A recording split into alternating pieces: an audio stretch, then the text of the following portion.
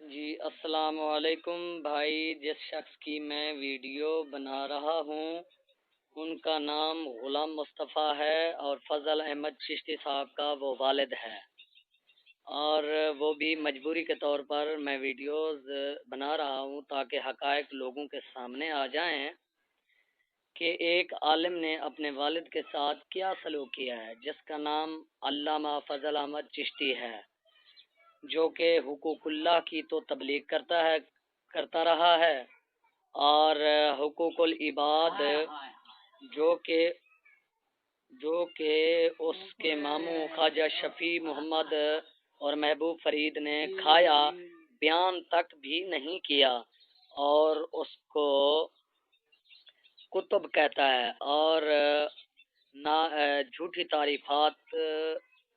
ولایت و کرامات بیان کر کے لوگوں کو اس کی بیعت کرواتا ہے، اور شفیع محمد کی تابع داری پر اپنے والد کو عرصہ تقریباً 30-35 سال سے چھوڑا ہوا ہے، اور والد اولاد کی خاطر دیوانگی میں ہے، اور ابھی یہ عاجز ہے بیچارہ، اسی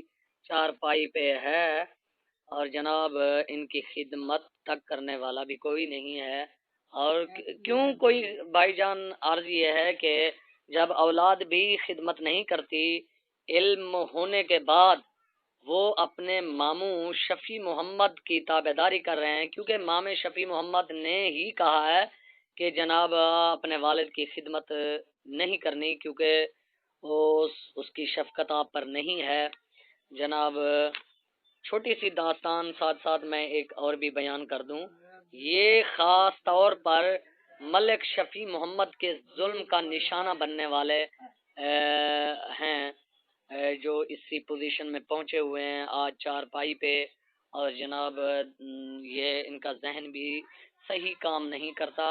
کسی ٹائم کرتا ہے اور کسی ٹائم نہیں کرتا، صاف ظاہر ہے۔ اولاد، نوجوان اولاد ان کو چھوڑ کر چلی گئی، فضل احمد، سعد اللہ اور ان کی 4 بہنیں تقریباً یہاں جوان تھیں جب یہ ماموں شفیع محمد کے ساتھ گئے، اور یہ بہن بھانجوں کو ساتھ لے گیا تھا محبوب فرید اور شفیع محمد نے، کیونکہ انہوں نے زمین بیچنی تھی، زمین کھانا تھا، اور اسی لیے وہ بہانے کے طور پر، قوت کے طور پر اپنے بہن بھانجوں کو ساتھ کر کے جناب یہاں موضع کچ پک سے 20-25 کلومیٹر، اس وقت تحصیل علی پور تھی، اب تو تحصیل جتوئی ہے اس موضع کی، تو یہ اسی ٹائم جناب علی پور چلے گئے۔ یہ تھوڑی سی داستان اس طرح کی ہے کہ جناب محبوب فرید اور شفیع محمد جناب اپنے والد کو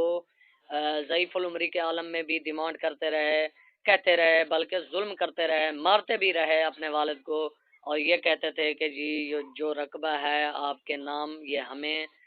دو، ہم 2 بھائیوں کو دو، اور جناب ہم یہ رقبہ بیچیں گے۔ تو وہ بیچارہ کئی لوگوں کو موضع کے اندر بھی سناتا رہا کہ جناب یہ شفیع محمد اور محبوب فرید مجھے کہتے ہیں کہ رقبہ ہمیں دیں، باقی اولاد کو نہ دیں، حالانکہ 4 بیٹے تو میرے اور بھی ہیں، اور قبر میں اللہ کے ہاں جواب دے کیسے ہوں گا اگر میں ان کو وراثت کے حق سے محروم کر دوں۔ اس کے بعد جناب سلسلہ چلتا رہا، جب ان کی 95 سال یا 100 سال کے قریب عمر تھی، ضعیف العمری کا عالم تھا، ایک تو وہ تکلیف کے شکار میں تھا، مخبوط الحواس تھا، یہاں انہوں نے پلان بنا لیا تھا علی پور میں جا کر، ایک ماسٹر حضور بخش پٹواری ہے، اس کے ساتھ ان کی دوستی تھی، وہ بھی موضع کا رہنے والا تھا، انہوں نے جناب علی پور میں جا کر نا ان کو مکان لے دیا، شفیع محمد، خواجہ شفیع محمد اور خواجہ محبوب فرید کو، جو خواجہ کہلواتے ہیں، حالانکہ ہم خواجہ نہیں ہیں، ہم تو سندیلا برادری کے لوگ ہیں، میں ان کا سگا بھتیجا ہوں، اور جناب انہوں نے سوچے سمجھے پلان کے بعد جناب وہاں مکان کرائے پر حضور پٹواری نے لے دیا، شاید غالباً پورا معلوم نہیں ہے، بار کیف انہوں نے مکان تو لے لیا تھا نا علی پور میں کرائے پر، اور یہاں آ کر انہوں نے جناب کشتی والے کو رات کو پابند کر کے،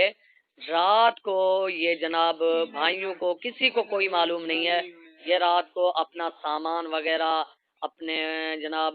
ضعیف العمری کے عالم کے رہنے والے والدین کو بھی ساتھ لے گئے، اور مولانا بشیر کی والدہ کو اور ان کی والدہ کو اور اپنے بھانجوں ملک علی محمد کی اولاد کو بھی، اور جناب ملک غلام مصطفیٰ فضل احمد چشتی کے والد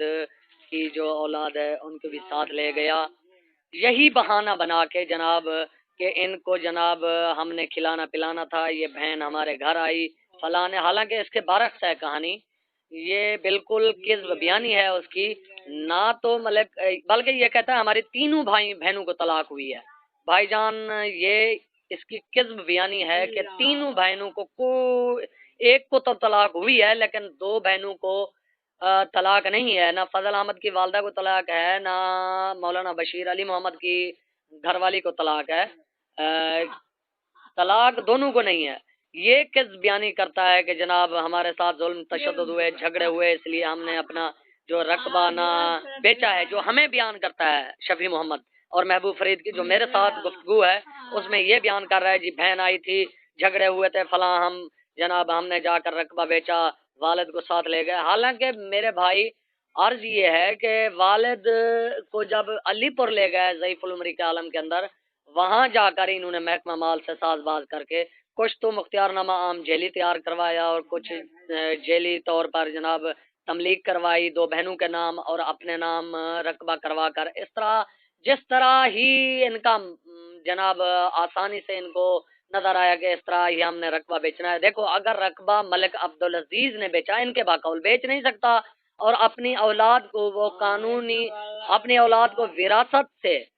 شریعت کے مطابق وہ اپنی اولاد کو وراثت سے محروم نہیں کر سکتا، چاہے اولاد گستاخ بھی کیوں نہ ہو، لیکن